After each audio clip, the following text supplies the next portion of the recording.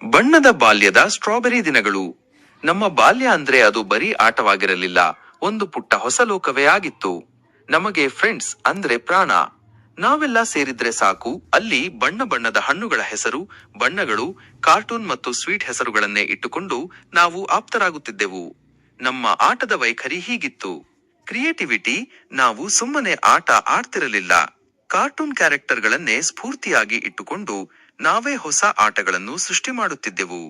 ನಮ್ಮ ಕ್ರಿಯೇಟಿವಿಟಿಯೇ ನಮಗೆ ದೊಡ್ಡ ಆಸ್ತಿಯಾಗಿತ್ತು.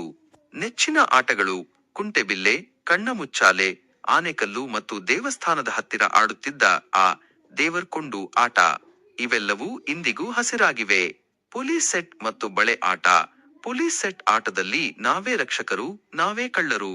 ಇನ್ನು ಹುಡುಗಿಯರೆಲ್ಲ ಸೇರಿದರೆ ಆ ಬಳೆ ಆಟದ ಸಂಭ್ರಮವೇ ಬೇರೆ ಇರುತ್ತಿತ್ತು. ಭೇದ ಭಾವವಿಲ್ಲದ ಸ್ನೇಹ. ಸ್ಟ್ರಾಬೆರಿ ಎನ್ನುವ ಹೆಸರಿನ ಹಿಂದೆ ಒಂದು ದೊಡ್ಡ ಉದ್ದೇಶವಿತ್ತು. ಹಣ್ಣಿನ ಹೆಸರಾಗಲಿ ಅಥವಾ ಕಾರ್ಟೂನ್ ಹೆಸರಾಗಲಿ, ಅಲ್ಲಿ ದೊಡ್ಡವರು ಚಿಕ್ಕವರು ಎಂಬ ಭೇದ ಭಾವ ಬರಬಾರದು ಎಂಬುದು ನಿಮ್ಮ ಆಶಯವಾಗಿತ್ತು. ಸ್ನೇಹದಲ್ಲಿ ಎಲ್ಲರೂ ಸಮಾನರು ಎನ್ನುವ ನಿಮ್ಮ ಆ ಆಲೋಚನೆ ಎಷ್ಟು ಚೆನ್ನಾಗಿದೆ ಅಲ್ವಾ? ಈಗ ಇದು ಸರಿಯಾಗಿ